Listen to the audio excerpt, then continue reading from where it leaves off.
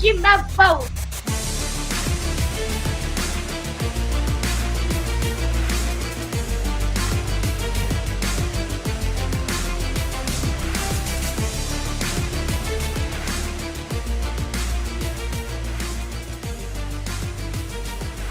Court is in session with Ryan in Sacktown on If You Don't Like That. Now, Ryan in Sacktown. Oh, must be Rhino.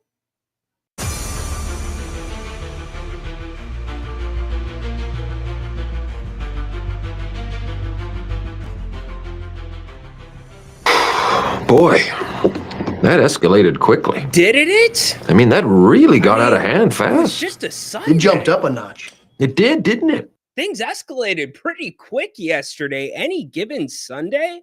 And by the way, happy Monday, happy new week to you. I am going to begin the show, though, with some airing of my grievances. We're going to air some grievances really quick here at the beginning once we get going. But a huge win for the Kings, a huge win for the Stockton Kings. And I think I've figured out the key to what makes this thing go when it's good. I think I'm there. I think I've put enough of the pieces of the puzzle together. One thing that I don't understand, and I agree with Grant here, why the heck is the NBA running 2 games against the national championship game? Does not make a lot of sense, but nonetheless, we have got a lot to talk about. Kings, Detroit tonight, 3rd game in 4 nights. Also, Keegan Murray still questionable. Is he going to play? Keon Ellis now questionable as well. Game time decision there. Just about an hour ago, it was revealed that bruise to Jake LaRavia's thumb is actually a fracture. Yet he has been cleared for on-court workouts, limited, basically getting back into the process of getting back onto the court. So today's all about you. Want to hear from you. How you feeling about your Stockton Kings making the G League Finals? Talk about that. I was down in Stockton last night. You want to talk about last night's game with the Cavs? We can hit that. And much more. We've got full coverage tonight of the game for you. As you know, welcome in on a Monday to the Kings Court.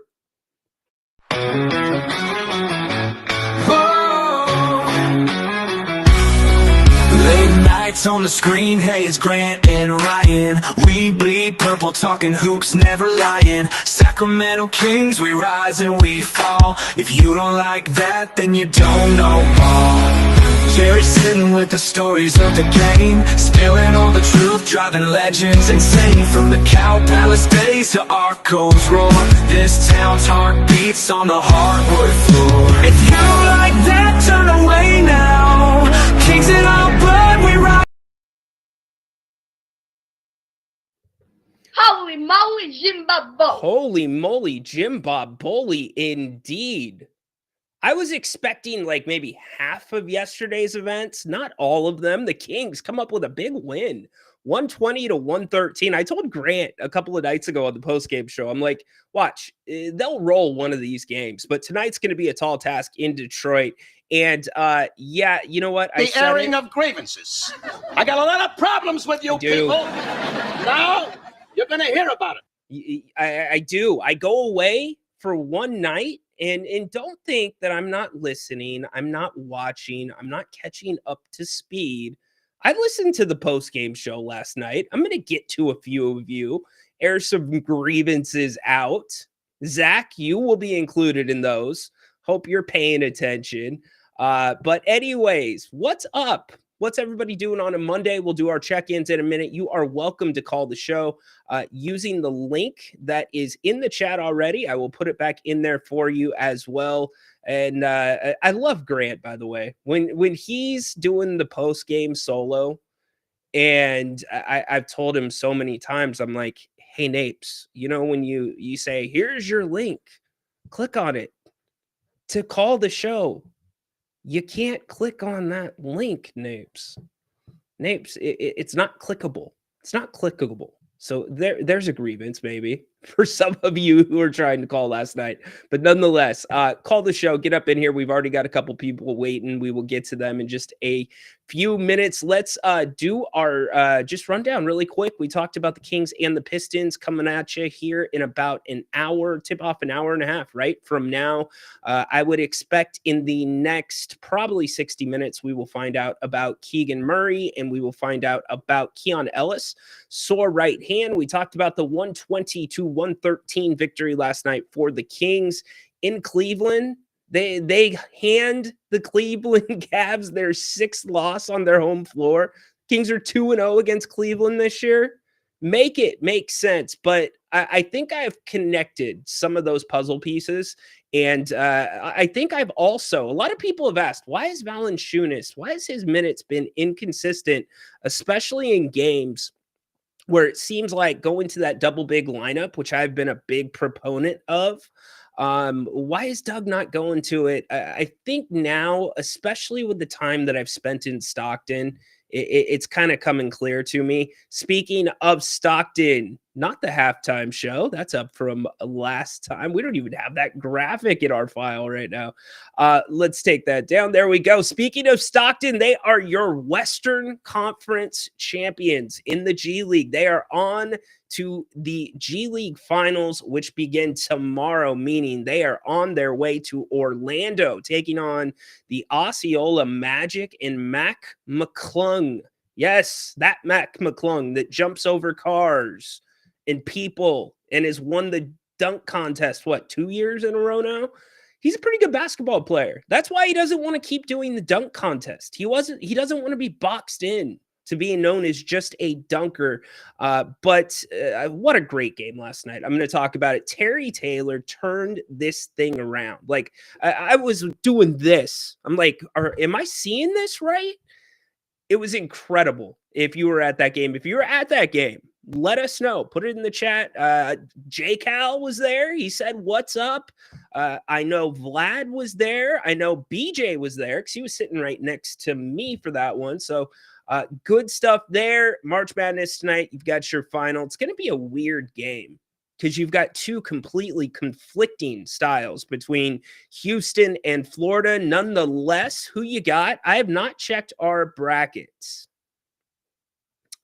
Everyone excited? Gammon, please do not DM. And don't do that when Grant's here. Don't do that when Grant's here.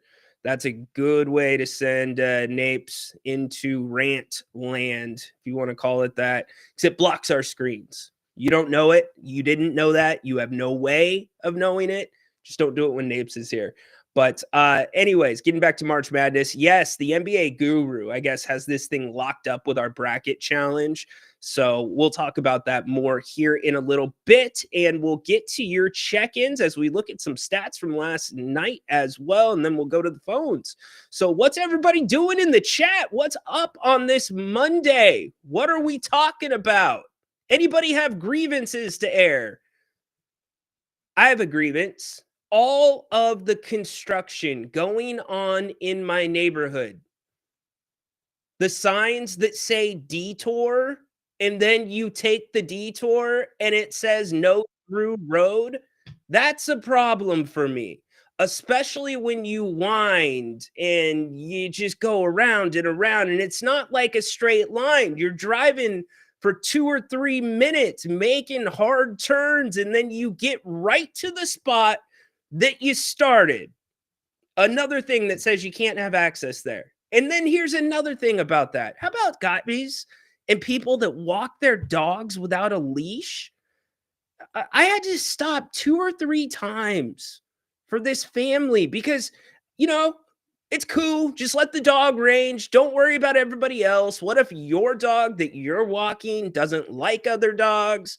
All good. You just lose control. Like, to me, I will never understand that. We all know that this is a big doghouse here in the King's Court.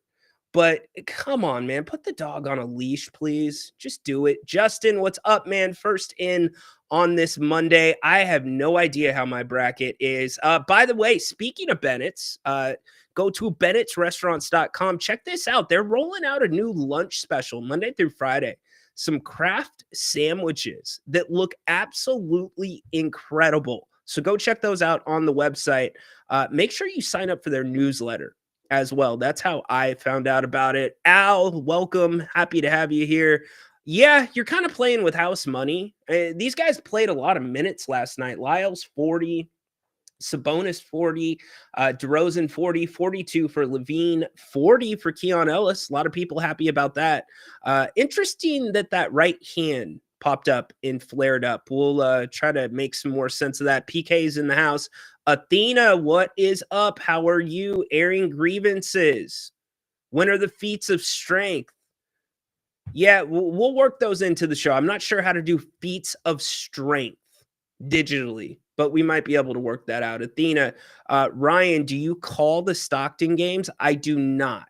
You do a great, you do Grant's job that he used to do for the Kings. No, not me. Yeah, I do not call the Stockton Kings games. There is another local content creator group that calls the Stockton Kings games. But yes, let's go Kings. What's up, Andrew? How you doing? Let's see. Hope the Kings step it up and make the first round. Yeah, we'll see.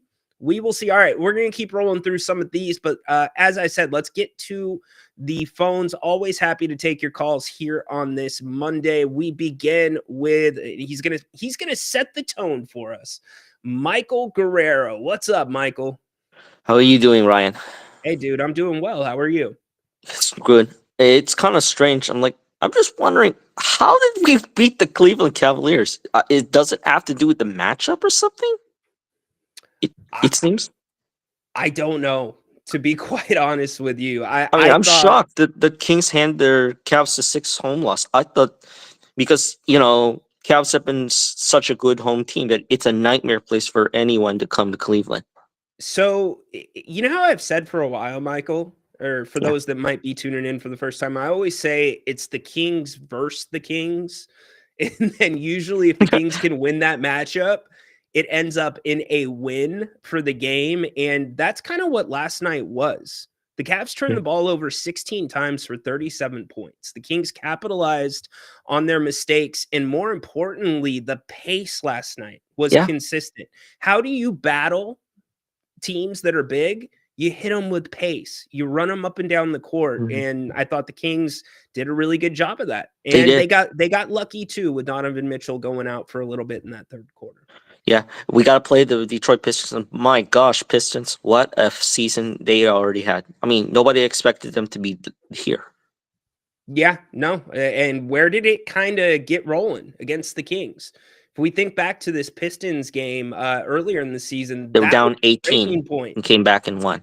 That was the breaking point. That is when Mike Brown lost his job. That's when De'Aaron Fox, arguably, I say, quit on the team, at least for that night. Wow.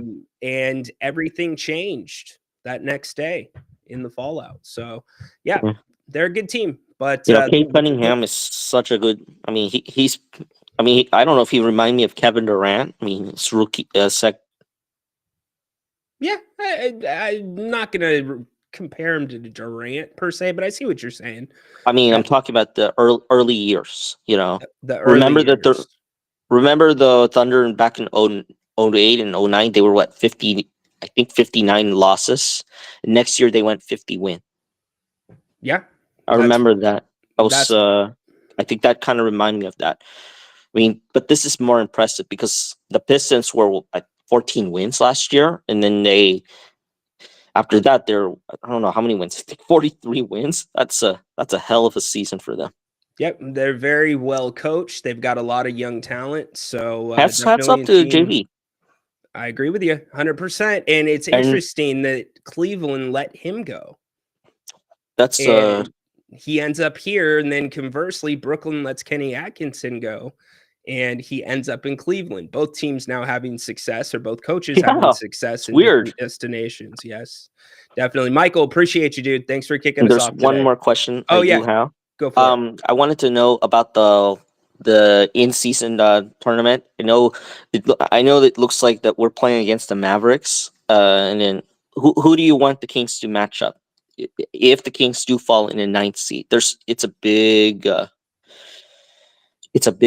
discussion that needs to be made. Also, talking about the play-in. Play-in. Yeah.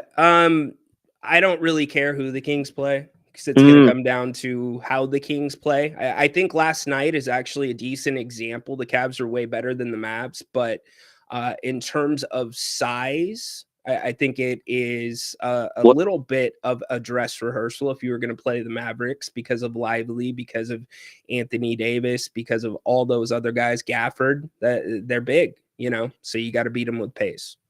There's no Kyrie Irving for the season. Just hopefully he's okay though. And then we have to talk about the Memphis Grizzlies, Warriors. I'm not sure where this is going to play out. This is a chaotic Western Conference. It's nuts. You have 4-5 teams with 32 losses. It is you got incredible, the Wolves between the 4 seed and the 8 seed. So Wolves. Yeah, we'll see how this play out.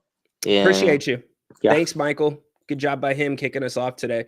The play-in, that's when it begins. Tuesday, April 15th. That will be coming up for show. Coming at you. We can talk about matchups. Again, it's all on the Kings and their ability or willingness, I guess, to adjust. That's the other thing. If something's not working, do you continue to shove it down your opponent's throat and shove it down your own team's throat, i.e. iso ball, or do you adjust? I would love for somebody to ask Doug Christie the question about why he is hesitating with the double big lineup. And I'm going to give you an optimistic presumption. I am purely speculating here. But are you holding on to that double big lineup in case, you think that double big lineup's that good that you don't want to put it on film? You want to hold it in your back pocket till the play-in? Because it seems like the Kings are definitely headed for the play-in. The Phoenix Suns, I think, are done. I think we can put a fork in them. So whether the Kings finish this, if the Kings win tonight, it's a 3-3 road trip, and it's the goofiest of road trips, by the way, too. If you look at the games they won and they lost. But then if they finish strong coming home, because you've got the Clippers, you've got the Sun, you go Denver, Clippers, Suns to end the season at home. If you finish that strong, then I don't think you're backing into the play-in. But if you lose tonight and you lose 2 of those 3 games down the stretch, then you're backing into the play-in. So momentum's big. You never know. But all right, back to the phones. And I promise we're going to get to your chat messages as well. We'll preview tonight's game. We're going to talk about the Stockton Kings as well a lot today. So excited for what they're doing. And by the way, they will be back. Their only game at home in the G League Finals is on Friday night. Friday night, the 11th. Get your tickets now. You can get tickets for like $10, y'all. You can sit in the lower bowl and you're going to see a fun basketball game. And I'll explain it to you a little bit later if you've never been down there. But the atmosphere, the vibes down there, it's so cool. And I'm not talking about necessarily the fan base. I'm not talking about the energy. I'm talking about the vibes coming from that basketball team, coming from that coaching staff, coming from that front office. You want to talk about a team that's completely on the same page and done it in a year with a coaching turnover, not really a GM turnover, because Gabriel Harris was the acting GM last year after Angeli stepped down. No disrespect, Angeli, but he becomes the full-time GM. It's incredible. Coach Q just has those guys dialed in. He's dialed in there. It's great stuff. I'm telling you, it's the best basketball that's going in this area. It's better than Kings basketball right now. Now, it's not at the same level Obviously, these guys are in the G League for a reason, but you also have to remember these guys are in the G League trying to make it to the pros, not just for the Kings, but for other teams too. Every game for those guys is a dress rehearsal, and now you're going to be playing. Hell, you want to go see Mac McClung? You can go do it for $10 on Friday night. So go check it out. Let's go back to the phones. Athena, I'm sorry. I said that word. Please don't leave. Gammon, what's up? Not too much, sir. I'm just looking at, I got it. It's a great win yesterday, but kind of like what I was saying, kind of like, who cares kind of a thing. We did beat the Cavs. That was a good win. I was predicting that we were going to get blown out. So people in chat, nobody's calling you out right now, but on when Grant was running it last night, you had a couple of people calling you out saying, Ryan said, but I was kind of saying the same thing. I am expecting us to get blown out tonight. If it wasn't last night, tonight it would be, or vice versa. Bound to happen. This Detroit Pistons team is hungry. They're young. A lot of the things that the Kings are not. The other thing too is even if we, let's say, some of the fans, because we're kind of divided on this. Do we want to make the play-in? Do we want to get quickly swept in the first round? Just say we were kind of there again, or do we want to lose out and then try and hold on to our 12th pick? But my thing is there's the 12th pick almost doesn't matter either, and that's for two reasons. One, there's no Tyrese Halliburton that's going to fall to us in this draft at pick number 12. This is not there's two weak drafts that are coming up. One is the NFL draft, and then one's going to be this NBA draft. The other thing too is let's say, what position would you draft right now, Mr. Rhino? If any position, if you could draft one position for the Kings, what position would you have that you'd say would be kind of like numero uno on our draft board? Well, if it was this roster right now, as it sits, it's a point guard. It's 100% a true point guard. Yeah, and I for whatever reason, I just feel like this, and I know that we're going to get a new regime in and everything like that, but I just feel like Vivek, he tends to zag when everyone else zigs for really no reason. When he just tries so hard to be different, I just don't feel that we get who we want here. And then I'm having a brain fart, but that young man that we traded for as a small forward, I don't think that he's going to be here. Jake Laravia? Yes, sir. So all of a sudden we're going to be having two critical needs filled at the point guard and small forward position. If anyone thinks that he's staying here beyond this season, I give that a 15% chance. But that man is not staying here. So we're going to be left hung and dry. Why do you feel that way? I feel that way because this organization is just it's just too unstable. And then to ask somebody of that age and that skill set, where wings are very, very much needed in the NBA, and also too, no disrespect to all my people here in Sacramento, but we're not a very strong market. If I were him, if I could take the same amount of money here, or I could take the same amount of money and maybe say, I don't know, play for the Milwaukee Bucks or play for a different organization.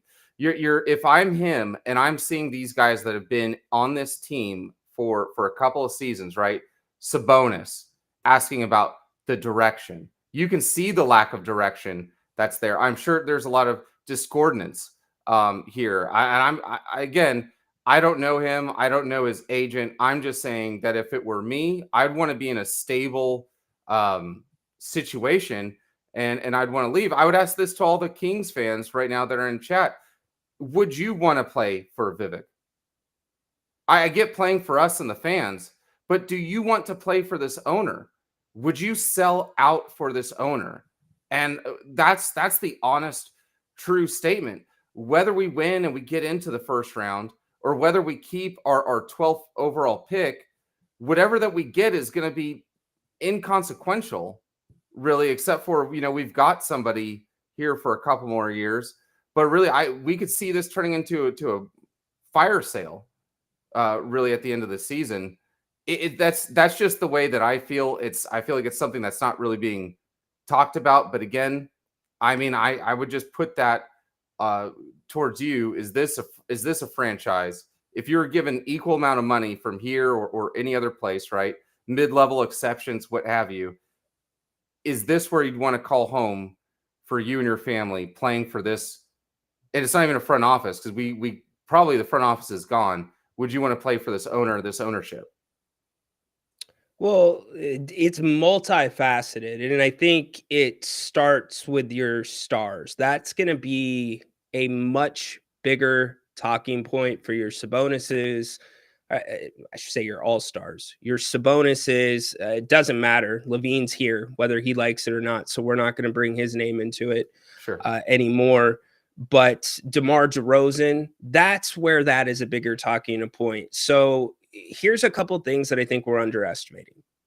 Yes, you might say the ownership's not bad and you could go play for a different owner, but playing time is also very important to some people, to most people, most guys, your Jake LaRavias, and fit is important. And we're judging what we're seeing right now. We're judging the lack of answers from the top, a lot of speculation that this thing has been ran very poorly and by many chefs instead of one executive chef, as it usually should be done. And we're not looking at, besides knowing the owner is going to be a constant, what this could look like later in the summer. And is that Doug Christie is the coach? Is that a different GM? That will all kind of fall into place, but I think you're putting a little bit too much weight into the value or the dysfunction of ownership and how it affects everybody on the roster. I think I'm sorry, go ahead. Yeah, I was going to say, because guys are going to go where it's the best fit and they're making the most money. And here's the other thing. I don't think with this new CBA, like free agency last year was lean, with the exception of a couple of guys that got paid well, like Paul George, overpaid. Look what's happening in Philadelphia.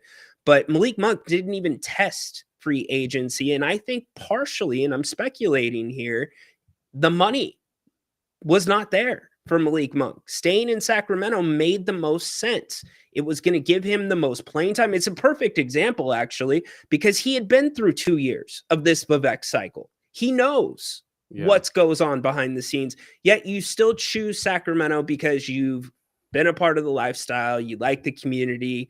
You like your role. And I think there's part of Malik that knew he was going to get his chance to step into the spotlight.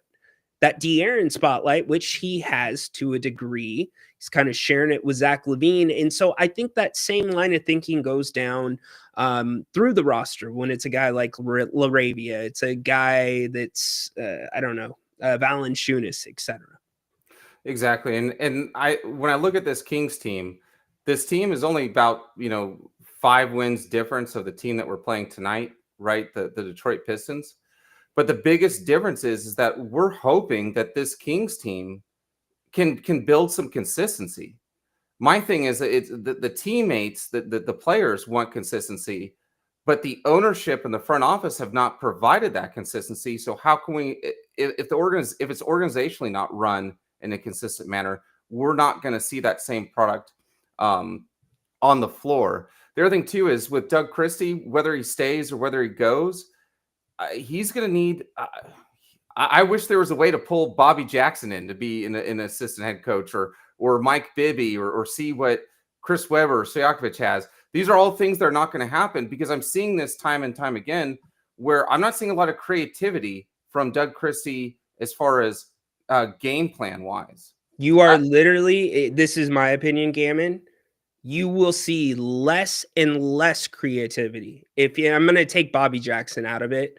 But if you keep trying to rebuild this thing around the nostalgia in 2002, 2003, and the guys that made that system work, that was a different NBA from this NBA. Sure. And so I just think that's why a fresh set of eyes is the only way to do it. If you keep cycling through past players, this is going to get worse and worse and worse. I agree, and that's my thing is if they're going to do it, then they need to get 2 feet into the nostalgia. if they're not going to do it, that's the thing that's so crazy to me about this, Mr. Ryan, is that I could, whether we win, whether we get swept in the playoffs, whether we lose and we keep our 12th pick, I'm just not seeing, where, and I have a problem. I do. I have a problem. I'm addicted to a terribly run team for years. I mean, we're talking about some inconsistent problems this year. It's been a lot of inconsistencies for many, many years. I mean, I'm 40, and I think besides this last playoff win, before I wasn't able to actually watch the Kings in a playoffs with a beer in my hand. But I've there's so many times I've wanted to quit on this team because I know better. I have good common sense. I was raised right, but I wish I was addicted to crack than this, but I cannot shake this right now. And it just pulls at me so much to a point because there's nothing I can do. I know. Wish you were addicted to crack instead of Kings basketball. This because at least there's a good high with this. But this team, if they win tonight, I am not going to go on this with these purple colored glasses on and then just say, we're back, we're climbing, we're doing this thing. We can go absolutely yin to the yang either night. If the Kings get blown out tonight, I'm not going to come on the post game and say I was right. If the Kings win, I'm not going to feel like I was necessarily that wrong. It's just kind of like, who knows? It's such a coin flip. Yeah, for sure. Hey, Gammon, appreciate the call, brother. Yep. Thank you for calling in. Appreciate anybody who takes the time to call in. Couple things really quick from Gammon's call. Gammon dropped his age, number one. Come after me. I'm a man. I'm 40. You're going to get that. If you say you're 40, you're going to get that drop every time on this show. Two things that I want to pull from all of that with Gammon, because there was like an entire marathon ran there. But the first thing that I want to pull from that is what he said about the 12th pick. You can't say that about a draft pick. You just can't do that. You don't know. It's an imperfect science. I'm just going to say one name, Jalen Wells. Second round pick. Look what he's doing in Memphis. Jake LaRavia is in Sacramento right now because Jalen Wells is doing so well. And that's a second round pick. So maybe Gammon has done his homework into the draft and really dug into the prospects of who might be at 12, who might not be at 12. And now we're assuming that we're at 12 and keeping the pick. It's too much there. It's the NBA draft. There's always going to be value there. You have to find it. And you need to figure out what your draft strategy is. But before you get to any of that, you've got to have a coach and a GM that are completely on the same page. Have to be on the same page. Because whether you want to admit it or not, at least to the public, to the fan base, it appeared from the way the team was ran and the transactions and the moves that were made that Monty McNair and Mike Brown were not on the same page. We could do an entire show on that. All right. Number two, crack is whack. Nobody do crack. Let's just put that out there right now. If you're thinking about picking up a rock of crack, hit my DMs up. I'll get you to put it down. We don't need any of that. So, and number three, and most importantly, from all that of what Gammon said, and I have been saying for about 2 weeks now, my biggest fear about how the rest of this season plays out is the Kings find some success. The Kings end up putting 2 wins together in the play-in and make it to the playoffs. To me, there is zero to hang on to this year. Zero. This is still something that needs to be completely adjusted and looked at from a different perspective. So if this team were to make it to a 7-game series, and I don't care if they get swept, I don't want any scenario where you've got Briscoe and Patterson, like from the old WWE days in Vince McMahon's ear, Mr. McMahon, except it's Vivek's cronies and whoever is in his ear, whether it's boyfriend of a daughter, if it's an ex-NBA player. I don't need somebody in Vivek's ear saying, man, Vivek, think about this for a second, Vivek. Incredible what you did this year, what this team did this year. Not only did you fire a head coach that you had just extended, but you flipped like half of the roster, the core of the roster, which included your biggest name, your all-star, the guy you probably make the most money off of when it comes to merch. You had an interim coach that was 4th on the bench and had never coached an NBA game before. And he led them to this, and they figured it out. Vivek, you've got something here. You've got to build around this. That is my biggest fear. Because I could totally see. I could justify how that could be happening or that could happen to Vivek or somebody saying that to him. So those are the things that I take from Gammon's call. Like I just, whether this team wins, if this team won a playoff series, great. I'm not pulling anything from it. I'm still re-looking at everything. So, all right, let's get back to the phones. PK, what's up, dude? Hey, bad boy. What's going on, brother? Hey, nothing. Hey, everyone in the chat. Hey, BJ. You hung out with BJ yesterday, right? I did. Man, good for you, man. I'm jealous. Listen, this team is so stupid. I swear, this team is so we can't even tank. I guess now we don't have to worry about tanking. Now we can think about being best 10th seed. And also, Gammon had Murray. Hold on, I'm going to cut you off really quick. Yeah, go ahead. Murray is out tonight, y'all. Keegan is out. Okay, and Gammon call in Gammon nonstop, man. Gammon makes me think because he has some like really good points, and he's had some really good calls, even though his colors look like Cleveland Cavaliers in the background. But I'm gonna say this: I think I disagree with him. The draft, I think, is strong this year, man. Yeah. I think it's strong. Maybe because like if you look at March Madness, you know, SEC probably with NIL money, they probably claimed a lot of talent that we're unaware of because 14 out of 16 teams made the March Madness. So I think there's crazy talent and young talent, and not having a first round pick is kind of tough, man. Like, I don't know, that one kind of like kind of stings. I wish we had it maybe next year or later on. So here's the thing, we didn't have it. here's the thing. There's a lot that can happen between now and the draft. And one of the things Monty McNair did say, I believe it was in his first was it a press conference?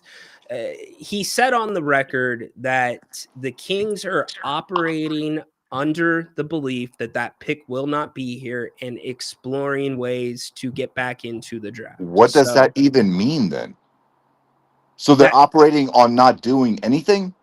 No, they're operating under worst case scenario.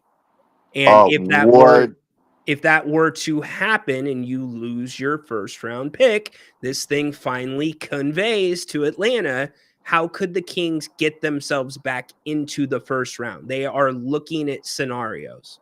That's a good thing. What's a scenario for you if you're a GM? What's your worst case scenario if you were a GM, Ryan? This. No, 100%. No, but they say it's like they're expecting a worst case scenario. Okay, what is that? Trading Sabonis? If they trade Sabonis, no. You're taking this way too broad. This is in reference to a very narrow subject, which is the draft. Yes, but I'm saying the way I'm taking it, what you said from what they said is that they will find a first round pick if it's not available from Atlanta. That's the way I see it. Okay, right. So you're taking one direct route that could happen there. There's a million different ways that could work out. PK. It doesn't mean that they are aggressively going after a first round pick.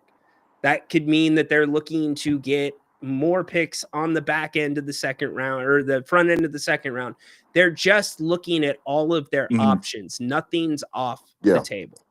So I'd rather hear that than say, okay, yeah, our first round pick's gone. Whatever. We'll just sit this draft out. Yeah. But my main pick is like before I listened to that awesome caller that you had right before me, was what's I think it's really difficult when you add an older player. You mentioned Paul George's and all these other guys. When you add a veteran that might be like someone like DeRozan to your team who's not chasing for a championship, he's probably like on the back end. It changes the dynamic of the entire team. And I think when you start getting older as a team, that's not good in today's basketball. Some of these guys, I think veterans just play longer now than in the past because they have trainers, they have supplements, all this stuff. And then these guys just play longer. And if you're a team and if you don't get younger, and if you pick up a guy who's older, like DeRozan, it gets everything out of whack a little bit. Don't you think? Well, the Kings were definitely looking to go younger, but they also had to improve the roster. And yeah, but we were one of the youngest teams in NBA for how long? For a while. I mean, from 2018 to 2022. Okay, but I'm talking about relevancy. When you were relevant, it was 1 year, 22, 23. That team was a young team. The way that Monty and the front office were looking at it is they wanted to keep that team young. They wanted to keep that window open as long as they possibly could. So that meant not taking on guys that are at the tail ends of their careers. That's not making a big move I guess Zach LaVine's not a good example, but making a move like going to get a Durant or, trying to get a big name like that, that's more on the downside rather than on the upside. Do you think there's like a reason to even pick up a veteran if you're any team? It doesn't even matter if you're Kings. Do you think it's even like it doesn't matter who it is? Every situation is different. Every situation is different. Love you, PK. Right. Thanks for the call. All right, we go to Kazi. Kazi, what's up, man? Hey, Ryan. All that stuff you're talking to about, I think it was Gavin, about like whether we should just avoid the playoffs and then just kind of look at the lottery as far as like future prospects. So let me ask this first. So you're saying if our pick falls in the top 12, we get the pick? It is top 12 protected. So it is the 12th pick or higher, 11, 10, 9, 8, the Kings keep the pick. Okay, so what if it's 15 through 60? Or 15 through 30 in that sense? Then it goes to Atlanta. Okay. So you had made a comment earlier and you were saying that like it's almost like if the Kings make the playoffs, it's almost going to be bad for our franchise in the big picture moving forward. No, okay, yes, because of your owner. Exactly, that's what I'm saying. Yes. I believe that Vivek is the kind of guy where he's going to try to take credit for all of that. And you don't necessarily want that. And he's going to try to act like he's the big cheese. And he's like, okay, so maybe they make the playoffs. Maybe he still fires Monty. Maybe he still Doug is gone. He might just put in random people in those positions for all of his positions, at least, to like kind of just fulfill a role, but where really he's going to continue to run the shots and everything. And it's like, do you really want him to be able to take credit for this successful season, this turnaround season, and then him be looking at as like the superhero of Sacramento, and then now he's going to be running everything and moving forward? I just don't know if that's a big thing, if that's ideal what we want as Kings fans. Here's the first thing.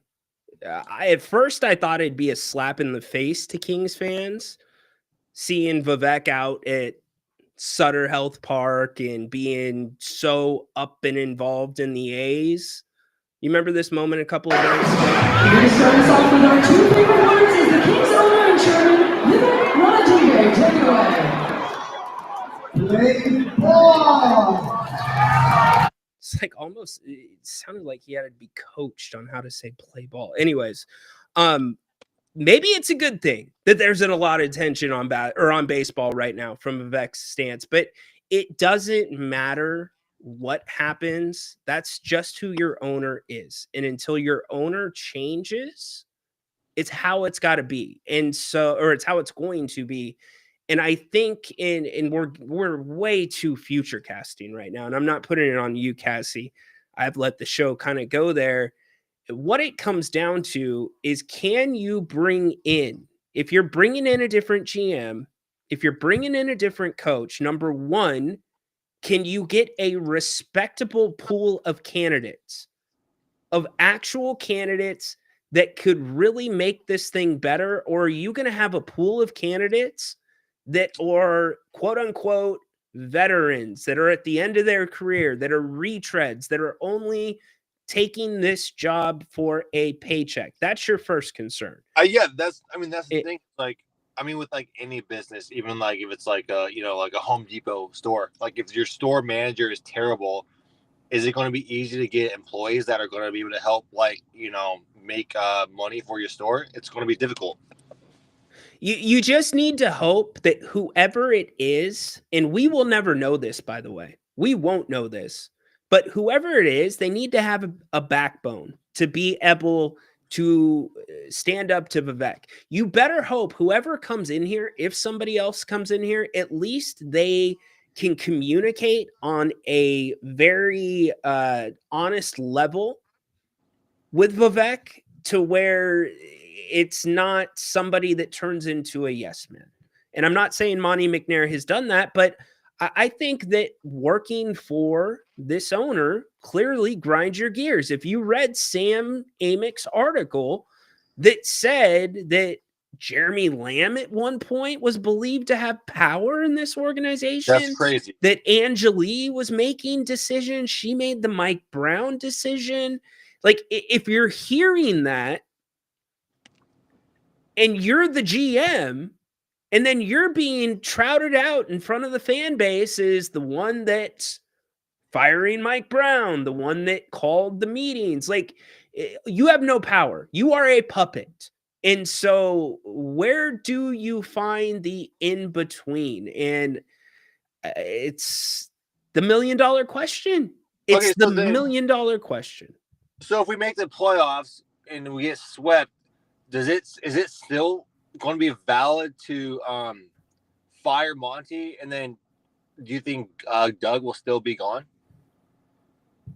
I don't know. I really have no idea at this point. I feel like if we make the playoffs, I can understand maybe Doug actually not being that keeping that role, but like I feel if you make the playoffs but then you fire Monty, you're going to look even more dysfunctional. Normally I would say in a circumstance like this, that would be very hard, but this franchise continues to top itself time and time again. So, hey, Cassie, I guess what I'm saying is, let's worry about making the play-in first, winning a play-in game, and then winning a second play-in game, and go from there. My biggest thing, and I've been saying it for weeks, I'm going to say it one more time, is I personally do not feel there is anything to pull from this season that you build off of. Nothing. Zero. It's got to be looked at completely different. It is broken. Now, it's going to work here and there. It worked last night in Cleveland. Will it work tonight in Detroit? We'll see. But this is broken. And we can do an entire show on why it's broken at some point. But I appreciate you calling. Thank you, But Cassie. something tells me that we're going to beat Dallas and then beat Memphis, and then we get the AC, and then we get blown out by OKC.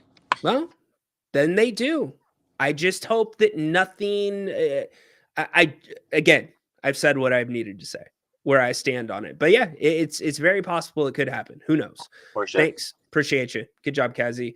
A lot going on. Now, for as dysfunctional as the Sacramento Kings, and I understand they're under one umbrella, but for as dysfunctional and unconnected as the circus, as it's been called on this show and many others, that is the Kings organization, there is one thing that is extremely functional and running beautifully and humming, and it is the Stockton Kings.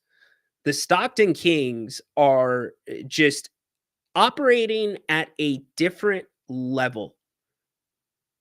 Everybody's on the same page, and you can see it. We talk about building a basketball team. They have built a basketball team down in Stockton. Now, this is, again, within the context of the G League. Do not take this as you have the next great thing waiting for you to come up to Sacramento. This is within the G League context. But they have built an excellent G League team that is all on the same page, that fights for each other, that absolutely picks each other up when they need it. Last night was a perfect example of that. We're going to talk more about it here in a little bit. What an exciting game. Are you just a fan going to games? No, I am not just a fan going to games. I have built relationships with people down in Stockton. So it is much more than that. I am looking at the small things, talking to players when I can, and really trying to have a beat on who's next and what's next for this organization. Quentin Crawford, you want to talk about a coach? I'm not saying he's ready to coach in the NBA. Go watch how he runs that Stockton team. Not only do him and Gabe actually kind of look similar, but they're completely on the same page with their moves and what they want with their players and their rotations. But Quentin Crawford, that's a name to watch. Hell, Gabriel Harris is a name to watch too. Who knows? Maybe you are home growing some parts within the coaching in the front office buildings. But I do know this, when it comes to players, the development has been spot freaking on down there. They are running much of the same things that the Kings are running, but at a much higher level in consistency as the Kings, which is in turn getting guys ready to come up and be functional, be able to fill into roles in Sacramento. So much of what I'm doing down there is I'm trying to identify that next player, those next players that could be getting a look. And really the focus of this year for me has been Terry Taylor, who had a massive night last night, who had a third quarter to remember, an all-time third quarter that turned that game around. And from a guy that is not explosive in nature, it was a explosive turnaround from Terry Taylor. He absolutely went off. Here was the ESPN broadcast. Pops out. Austin 7 of 19 from the outside. There's the heat check. And the knockdown for Terry Taylor. He's going ballistic in the third quarter. It's Terry time in Stockton. It absolutely was Terry time in Stockton.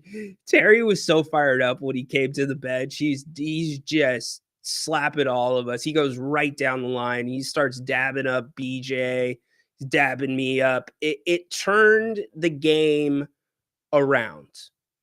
This was a game that in the first half was the exact type of game plan that you would want, that you would use to beat the Stockton Kings. The Kings are all about pace.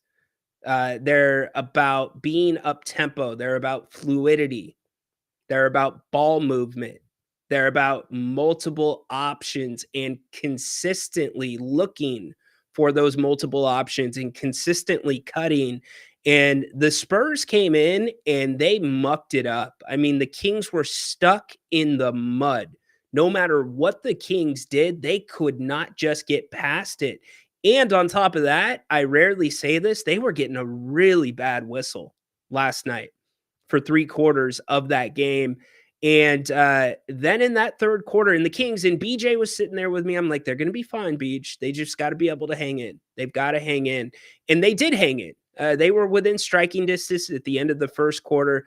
The lead got a little more extended at the end of the second half, but not over double digits. And then the third quarter was just the massive turnaround. 43-point third quarter for the Kings, 23 points only allowed to Austin. From there, it got a little bit sticky again in the fourth quarter, where Austin started to slow things down again, muck it up. But this is where I say Coach Q and Stockton, they've got the right pieces and they pull the right strings.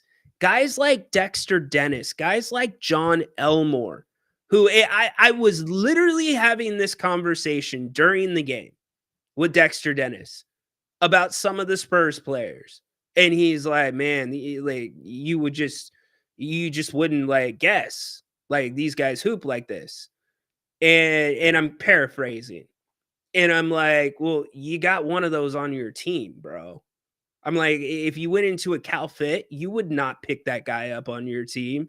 And he just starts cracking up. And he's like, yeah, you would not. And so what I'm saying is those guys come in when Mace gets shut down. They did a good job of shutting Mace down, who was coming off of a historic 47-point game. But those guys still come in. They know their role. It's to defend. It's to push that tempo.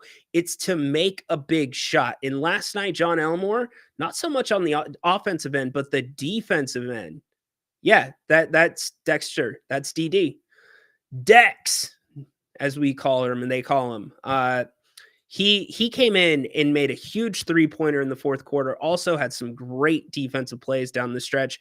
But basically what I'm saying is Terry Taylor put this team on their backs in the third quarter, which ended up ending with this last play where Terry defended the three and the Kings ultimately won the West.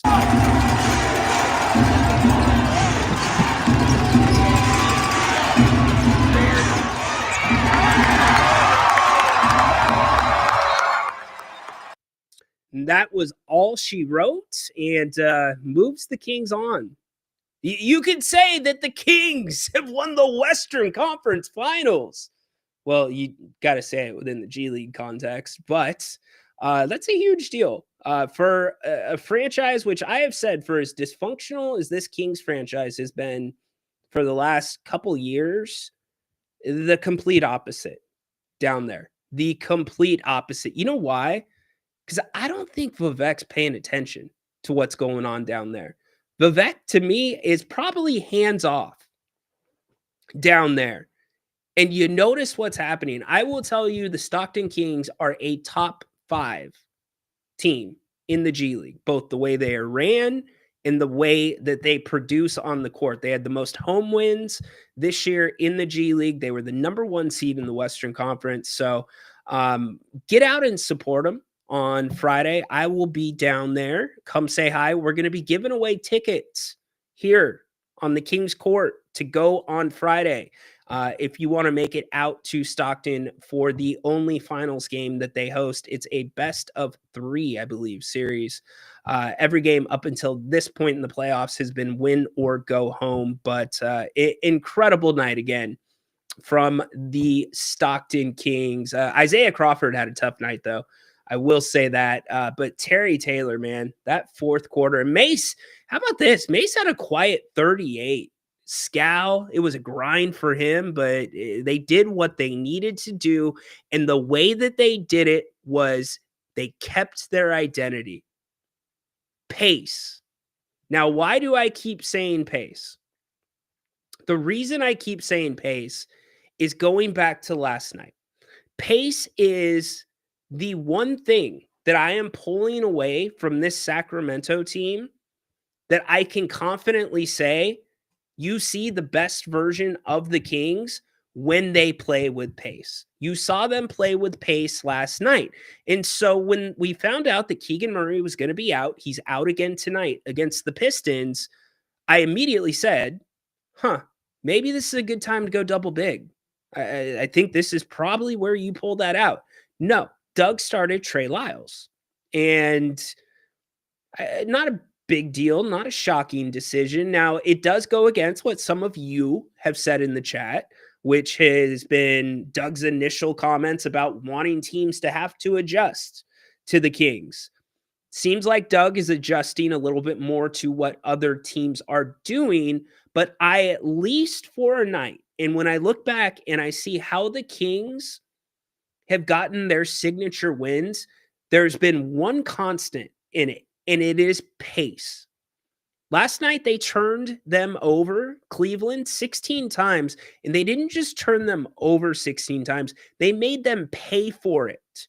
They had 37 points off of those 16 turnovers, which tells me the Kings were getting out and turning defense into offense, which creates pace. Zach LaVine, after the game last night, we're not going to play it here, but Zach LaVine, after the game last night, specifically said pace is becoming, and I'm paraphrasing, pace is one of the things that is becoming important to our identity. So you're going to immediately know tonight, and it's going to be hard. I'm not lying to you. It's going to be hard because you are on the third night or your third game in 4 nights, and you are asking guys who played 40 minutes last night. Again, you're going to need your bench. Just like Stockton last night needed Dexter Dennis, they needed Randall off the bench. You're going to need Malik Monk, even though he played 20 last night. You're going to need a lot more of him. I know he's not playing well. He's playing better when he is direct. When Malik thinks too much, that's when Malik is struggling. When he is direct and gets to his spots, he's on it. So hopefully he's able to do that. You're going to need some Devin Carter tonight. You're definitely going to probably need even a little bit of Isaac Jones. So can those guys come in and pick up the pace for guys, because Keegan Murray is still out tonight. We don't know about Keon yet, as far as I can tell, unless a new update. Keon is available to play. That was posted 4 minutes ago. So per Underdog, Keon will be available tonight. So you're going to need those guys to do the same things. You got 39 minutes for Keon last night, 42 for LaVine, 39 for Domas, who was excellent, 40 for Trey Lyles, which is a lot for Trey, but he was able to step into it and do well. And then 40 for DeMar DeRozan. So that's going to be my eye test tonight for the Kings. Can the Kings come out and establish any type of up-tempo pace? Can they turn it into a game that's up and down the court? Because the more frenetic it gets, the more it benefits the Kings. Doug Christie, after last night's game, had this to say. For us, fantastic road win, true team effort. One of our best guys goes down and Keegan doesn't play tonight. Trey steps in and plays 40 minutes, and his impact wasn't with points or any of that. I mean, he just was out there playing at a really high level, ended up being the defensive player of the game. The number, and I told them this, that stands out the most is the 16 turnovers for 37 points. Not only did we turn them over, but we were able to convert. So for us, as we continue to build, regardless of the opponent, just a fantastic win. Coach, Zach dropped 37 with Devo with 28. Just talk about the performances. Yeah, I mean, those are our guys, big time players, man. I mean, and they step up in the big moments, and we need them to be aggressive, trying to find ways to manipulate the coverage of icing on the side. We found a pick and roll option with Domas in the middle. Guys were able to swing and get off the basketball, which was used. 25 assists, like we want to even higher, but we can live with that. And Debo was able to manipulate, knock down some shots, but still find people. Zach found a heater, and once he does, I mean, we just try to find him as much as we can. And to everyone's credit, they did that. And it was just a fantastic team effort. Debo also passed Jerry West on the on-time scoring list. Just talk about his commitment to the game. Listen, man, if you pass Jerry, it's a good question, Al. It's actually a really good question. I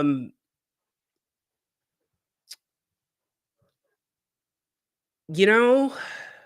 I want to be really careful about how I answer this.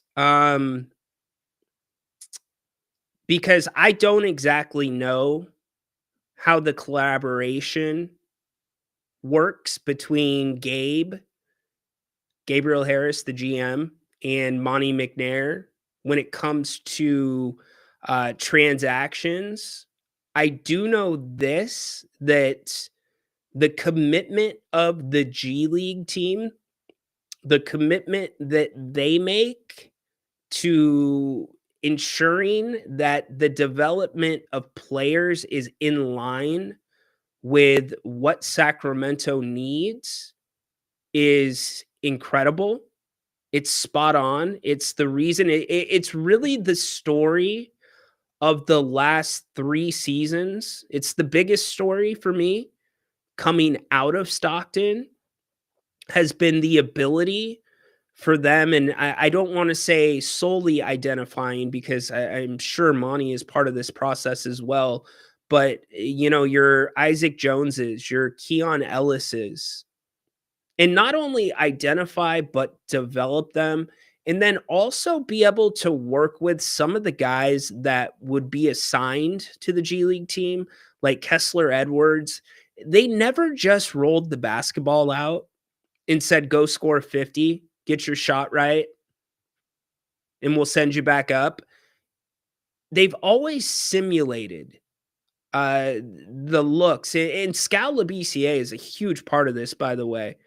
You don't have Scal, you're not able to simulate some of this because Scal, I truly believe, sacrifices a decent amount of his offensive game to keep that offense moving and getting guys looks that need to get looks that are similar to what they may get in a role here in Sacramento. So that's why you would always see Kessler Edwards always be ready to go. I remember talking to Kess last season.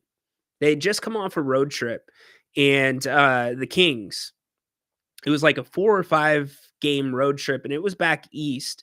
The Kings had been back for less than 24 hours, and Kess was playing for Stockton that night in Stockton. And I'm like, and Kess had gotten some minutes actually on that trip against Minnesota and played well. And I just asked him, I'm like, Kess, how do you do it? Like, how do you stay ready?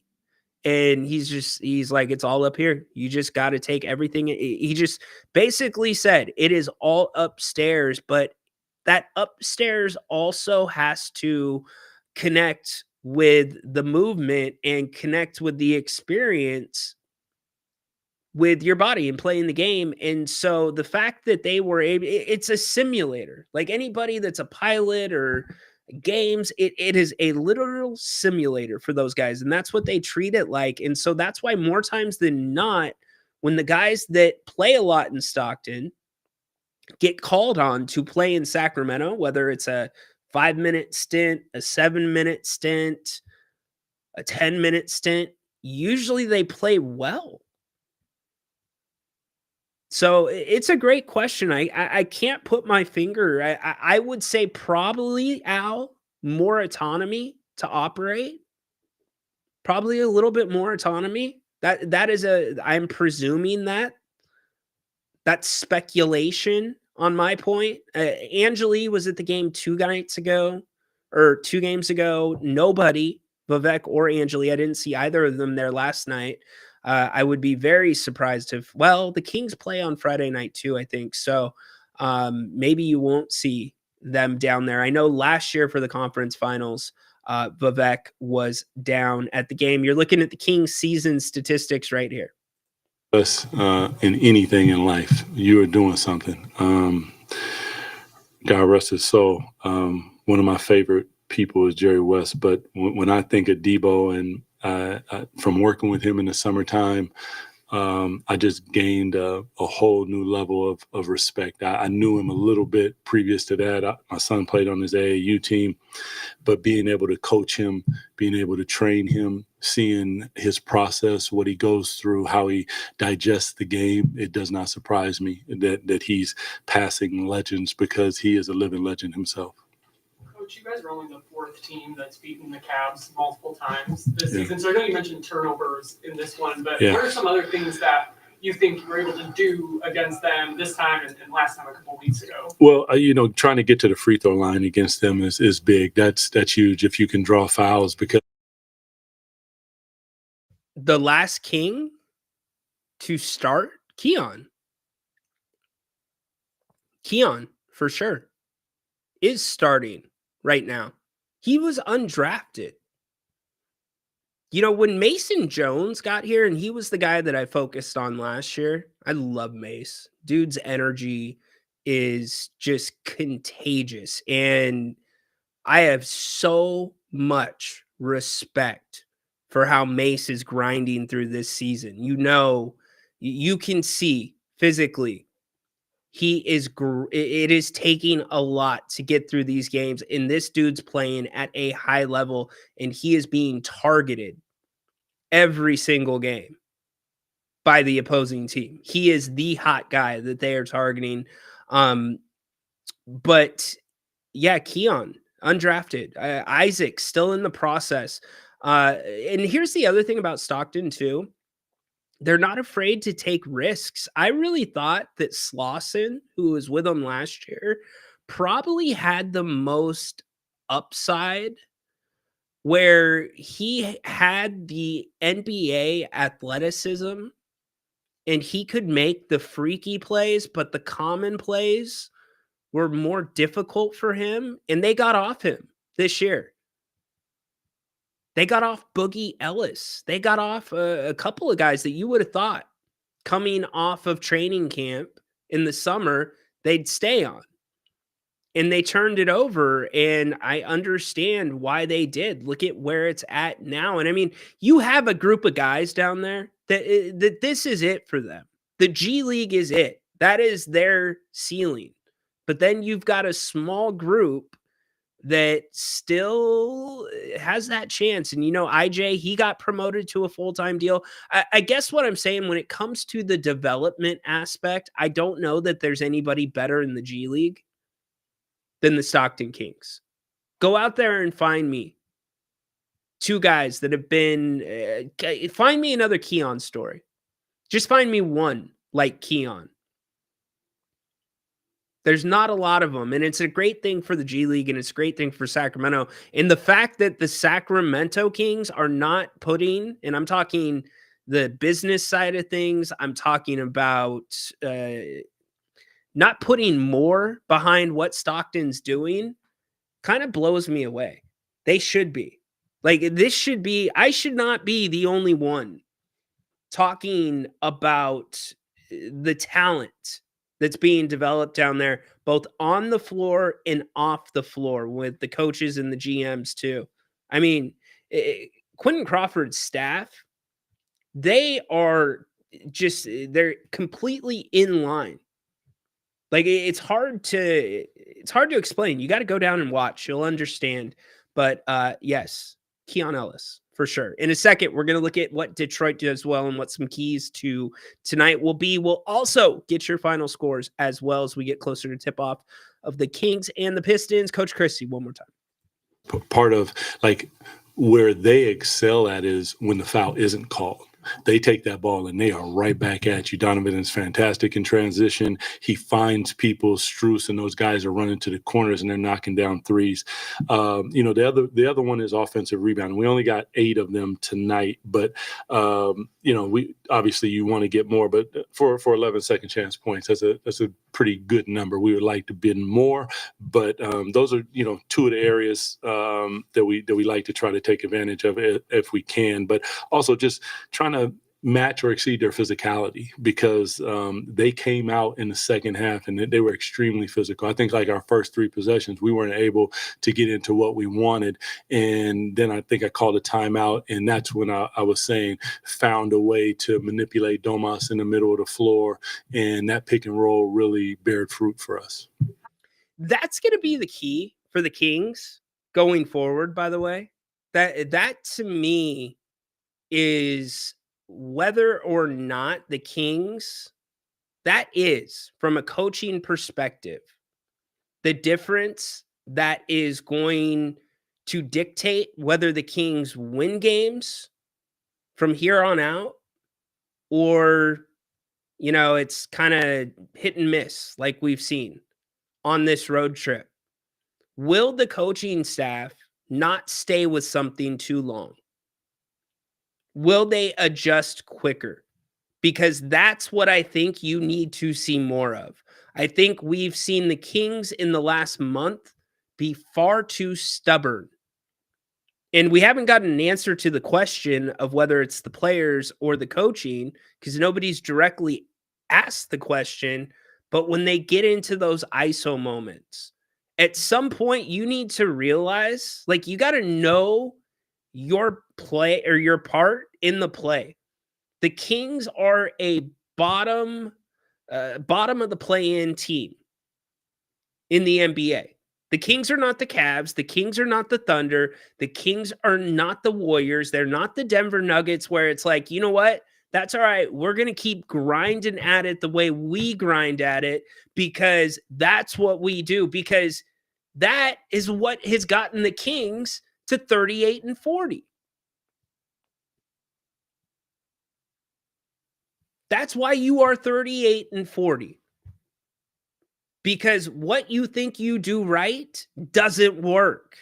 It's why you're below 500. So the ability and the willingness, that's the most important thing, right? The willingness to be able to adjust or not stay with it too long. So I think that is key. And you got to see a little bit more of that growth from Coach Christie and the staff. All right, so here is what Detroit does well. Here's what Detroit doesn't do well. Remember, the Kings, this is their 3rd game in 4 nights. So this is a big ask for them. Detroit beat the Kings 1 time already this season. It's probably one of the more memorable games of the season. The Kings surrendered the big lead. Fox fell asleep on the last play, fouled Jaden Ivey on a 3-pointer. Pistons win on a 4-point play. Immediately, what I see that jumps off the page is this: personal fouls. Look at that. The Pistons 28th in the NBA in personal fouls. So to me, this is a game where the Kings have to make more free throws than the Pistons take. This is where that physicality comes into play. If you can be physical, they will foul you. And you can't just get physical after you shoot 1 for 11 from beyond the arc. It's got to be sprinkled in 100% of the game. You've got to do it consistently. That's why the teams like the Knicks, that's why those games are so hard to call, because it's a consistent level of physicality coming your way. So I'd like to see the Kings get to the free throw line a lot. 17th in steals. The Kings need to be protective of the basketball. Now, this is interesting. 25th. 25th, meaning you can turn them over. So can the Kings get into the passing lanes and do what we saw last night? And that is strictly where that energy and that effort's going to come from, and that will result in pace. And is there enough in the tank? As we always look at, though, let's look at the threes. Not a great three-point shooting team. 20th in the NBA in made three-pointers, 24th in three-point attempts, 17th in three-point percentage, the exact formula that usually means they're going to shoot well from beyond the arc. Can the Kings get the right guys in the right spots and, bait them to a degree, get guys to take shots, the guys you want taking shots, get them to take them, but also you got to defend them. You can't just leave them wide open. They are in the NBA. So the Kings got to defend the three ball, as we always know. Pace, how about this? The Pistons, 5th in the NBA. So they play decent with pace. They play with pace. So maybe that's a good thing for the Kings. That's either going to be a good thing or a bad thing. It's going to be a good thing if the Kings get that second wind. And it's like, all right, well, we're already here. We might as well just go. That's what happens on games like this. You either come out slow and you never have a chance, or you kind of hang around in the first quarter. You make a run and it's like, oh, well, we're at the party. We might as well dance. So either they're going to get ran off the court, or the fact that the Pistons run is going to be a benefit for the Kings. I'm kind of leaning more towards it being a benefit tonight, to be completely honest with you. BJ puts up, you always got to have, I'm not going to say the turnover number because I don't know exactly what it is for the Kings. Lower the better, but 28 assists is usually a pretty solid number. If the Kings have 28 or more, they will win a basketball game. Check this out. Free throws and free throw attempts. As I said, this directs straight back to the fouling. Kings got to get to the free throw line a lot tonight. That means Domantas Sabonis. You got to make them too. DeMar DeRozan should be able to get there as well. And that gives you, as the Kings getting to the free throw line, the opportunity to set your defense as well, which is really important. And that allows you to make some changes when you need to. You can sprinkle in some zone defense if you want to, which I think the Kings will do tonight as well. 10th in the NBA in blocks. So if it's not working inside what we just talked about, I agree, Wolf. He does need to have a big game. By the way, no Keegan tonight. Keon Ellis is available for the Kings. But if the Kings are pounding it down low and they're not getting fouled and it's just not working, spray the ball out. Spray it out. Play inside out if you can. Also, penetration, defending on the perimeter tonight is going to be big for the Kings as well. They have got to be able to play defense, because when you don't play defense on the perimeter, you don't switch well. That leads to your big men getting into foul trouble and ultimately the defense breaking down. So this is really just a classic case of, are the legs there or not? Can you come out and do what you need to do to hang around for long enough to be there? And if I'm the Kings, I've kind of got a chip on my shoulder, to be quite honest with you. Like, if I'm Domas coming into this one, I'm kind of pissed about how the last one ended against the Pistons. So, all right, what are you all thinking for this one? What do you think? Who's winning? What are your predictions? And by the way, as I said, I've got some grievances to air. I haven't got to all of them yet, but I might as well get to a few. The airing of grievances. I got a lot of problems with you people. Now you're going to hear about it. Hey, Guru Zach. I heard you call last night and say that you want to be called the college guru now. And then somebody fired back and said you're the guru janitor of the TNT studios. That was good. That was pretty funny. But my man, you got to play both sides of the fence. When you get something wrong, you need to call in and say, I am not the guru of this. So I have no problem. You calling in and saying, I'm winning the tournament bracket, I'm winning the challenge, call me the guru of that.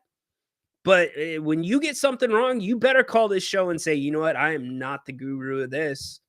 Just saying, got to play that both ways. Also, Some of you getting on me on the post-game show The last airing night. of grievances. I got a lot of problems with you people. You said that I picked the Cavs.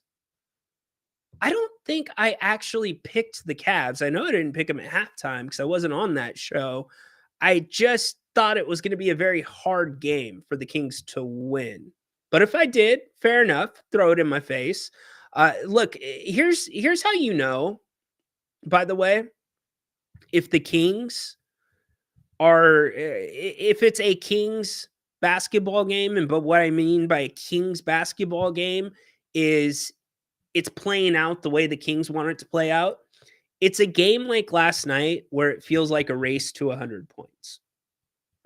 That's usually when the Kings are playing their best basketball. So can it be that way tonight with the Pistons? We shall see. Did the Guru win the women's pool? I don't know if there was a women's pool. I don't remember the women's tournament finishing before the men's tournament. That probably happens every year, but I just don't remember it. Let's see. Cody saying, great question about Sanders. You guys talking football? All right. Fair enough. Ryan wins 20 if the Kings win. Oh, wow. We're betting super chats. You know what's funny? $20 is like 6 times, 7 times Haunted Horses normal bet size. So that's very bold of you, Furious. Appreciate that. So I just tune in and wow, dude, why you got to bring the profanity to this show? Keep that on your show, dude. Where'd you learn to talk like that? Come on, horse. Don't you have a show here in a few minutes? Where'd you learn to talk like this? All right. Doug Christie needs to punch someone. Don't know about that. Rhino, did you get a chance to watch the full game? Did you see the wild lucky ending? What were your thoughts? Why is Lyles playing over JV? I think I explained it earlier, Progressive. Doug sees the same thing that I'm seeing, both with Sacramento and Stockton, that pace is the key. And it's easier to play with pace with Trey Lyles. I think you conceded certain things last night, i.e. the paint. What was the differential in the paint? Cleveland had 20 more than the Kings in the paint. You conceded the paint, but in turn, you turned 16 turnovers into 37 points. So to me, that was the trade-off. That's that pace part with Trey Lyles. Not saying that JV can't play with pace, but I definitely think it's good to switch things up at times. And that's where if something's not working, you adjust. Because JV, there's an important part of JV's game that is important to the Kings' success. It's how you slow things down sometimes. And it's all about combinations. I did not see the full game. I have watched the highlights and kind of picked through what I could pick through in the meantime. So, all right, scores. Where are they at? Which way you going? In the meantime, don't forget, as we get your scores up and finish this one out, halftime, Jerry Reynolds right back with us. Grant will most likely, Grant is probable for the halftime show. So make sure you come join us. And then after the game, we will be back together for the post-game show. You know, I'm going against traditionally what I do. I think the Kings win this game. I do. I think they find a way to go 3-3 on the road trip. You know, Detroit's not great at home. They're 21-17. They're not a great home team. They're coming off of a loss. 6-4 in their last 10. I think the Kings could squeak this one out. I think they could. In fact, I am going to say Kings tonight. I'm going Kings, which means you should probably go the other way. Peter, 113, 110. We appreciate you tuning in, by the way. Big thanks to Bennett as well for sponsoring today's episode of the King's Court pregame show. I appreciate all of you. Get to Stockton. Don't forget that. And remember, we'll be giving away tickets this week if you want to go to that game on Friday. Make sure also you go check out, whether it's Friday, Saturday, Sunday, Monday, Tuesday, doesn't matter, Bennett's Westside Grill and or their locations in Rockland, Roseville, Howe, Fair Oaks, rolling out their new weekday sandwiches. Those look delicious. You can learn more about those at bennettsrestaurants.com. Not too early to start thinking about Easter, Mother's Day reservations. Do that all right there at bennettsrestaurants.com. Tonight's special, Monday night wine and dine. 2 entrees and a bottle of wine for under $70. Pretty good deal. All right, time to get you out to the game. Enjoy. Yeah, not happening, bro. See, that's the problem with people like Haunted Horse. You give them an inch and they want a mile. All right, enjoy the first half. We are back in roughly an hour.